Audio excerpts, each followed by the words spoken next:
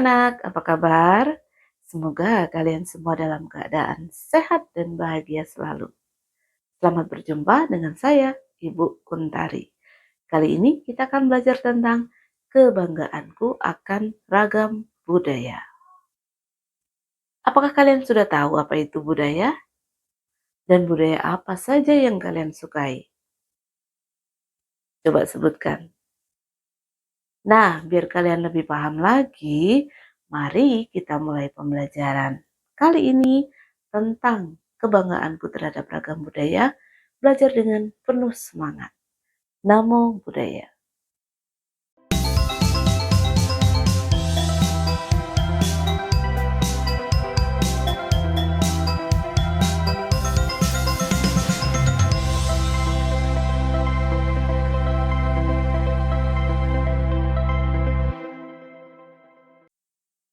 Wujud kebanggaanku terhadap ragam budaya. Indonesia telah merdeka sejak 17 Agustus 1945. Kemerdekaan itu bukanlah hadiah, tetapi perjuangan dari berbagai golongan masyarakat yang bersatu padu. Artinya, sejak awal Indonesia itu memang lahir dari keberagaman. Bahkan sejak sebelum Indonesia terbentuk, kita semua ini sudah terbiasa dengan keberagaman.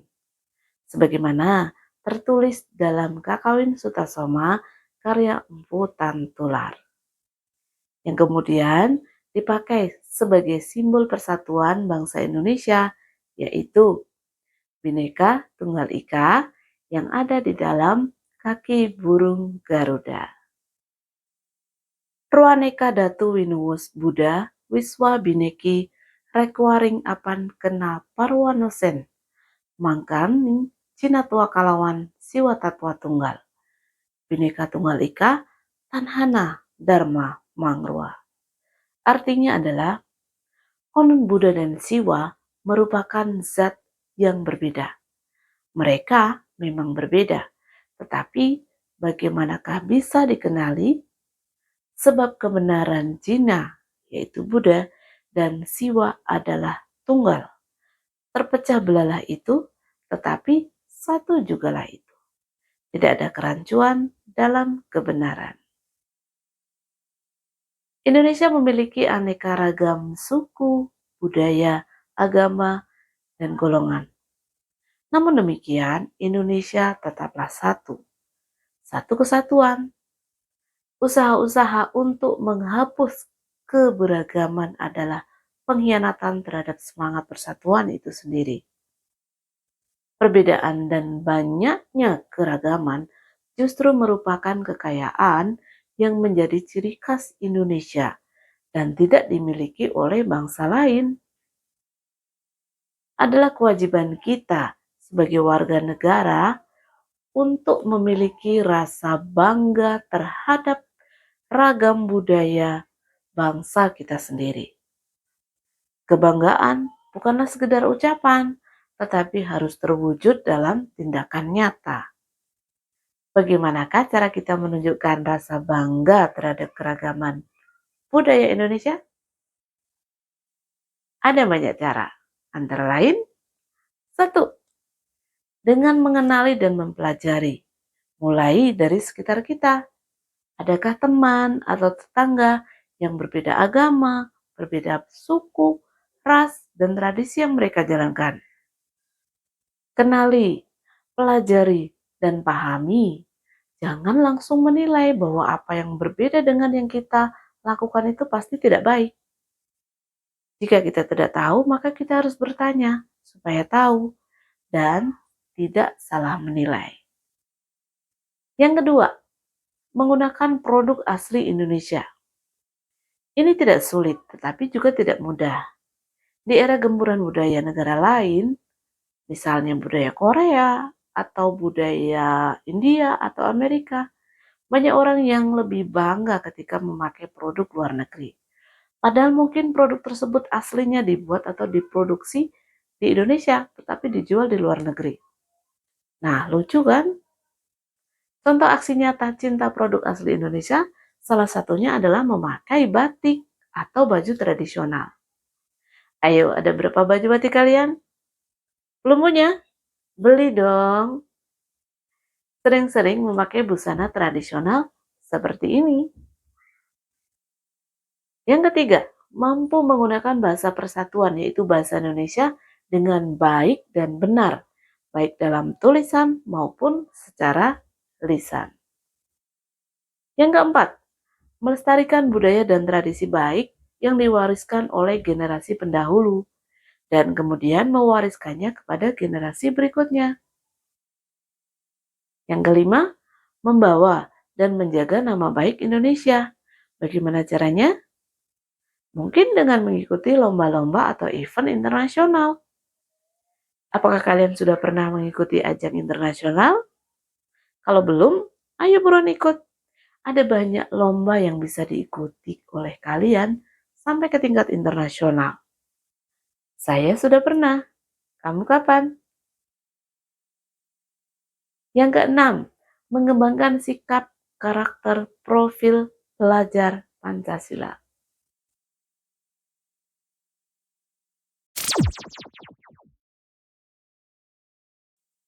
Ragam budaya Indonesia. Keragaman budaya Indonesia terdapat pada suku-suku yang meliputi berbagai segi, yaitu bahasa, adat istiadat, dan lain sebagainya.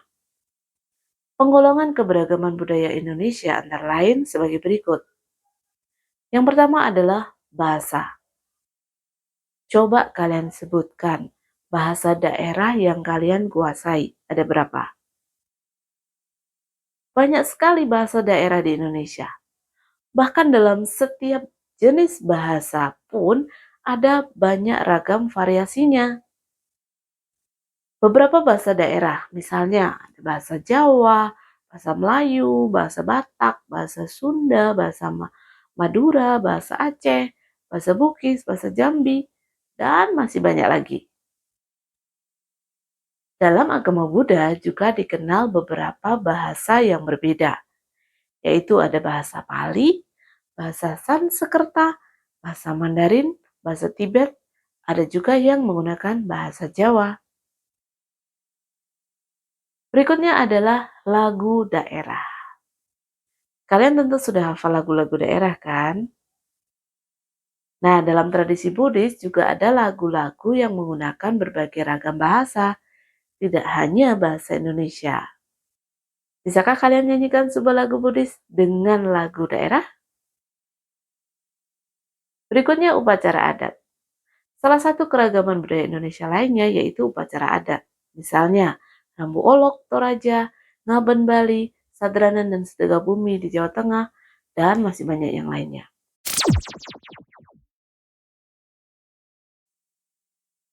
Coba kalian sebutkan contoh produk lokal Indonesia.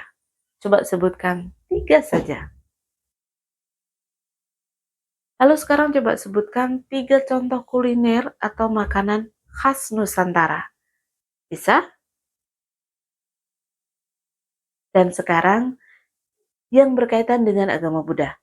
Apakah kalian pernah mengikuti praktik ritual misalnya puja bakti yang menggunakan bahasa daerah tertentu atau ada unsur budaya daerah tertentu?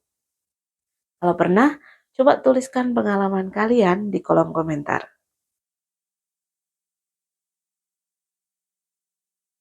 Budaya dan tradisi memang sangat penting bagi kehidupan manusia. Namun sebagai umat Buddha, kita hendaknya perlu kritis dan analitis terhadap suatu budaya atau tradisi. Tidak hanya ikut-ikutan saja, tetapi harus benar-benar paham maksud dan tujuannya. Supaya kita benar-benar mendapatkan manfaat dari budaya atau tradisi itu.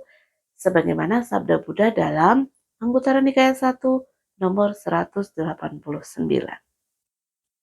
Seseorang hendaknya tidak begitu saja menerima atau menolak suatu tradisi tanpa mempertimbangkan apakah praktek semacam itu bermanfaat dan memiliki makna baginya.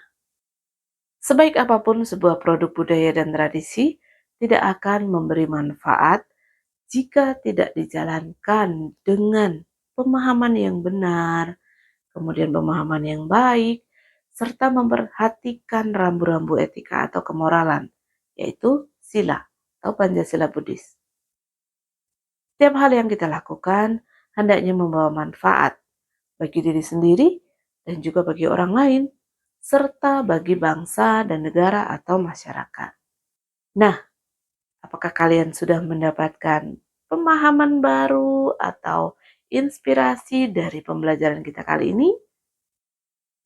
Sikap apa yang harus kalian lakukan terhadap ragam budaya dan tradisi Indonesia, serta ragam budaya dan tradisi dalam agama Buddha yang berbeda-beda. Tetaplah menjadi pribadi yang mempesona, berbudi pekerti luhur, mau belajar hal-hal baru, dan menerima perbedaan sebagai sebuah kewajaran. Sampai jumpa dalam pembelajaran berikutnya. Jangan lupa kerjakan soal latihan di portal belajarbuddha.id. Semoga semua makhluk hidup berbahagia. Sadu, sadu, sadu. Namo Buddhaya.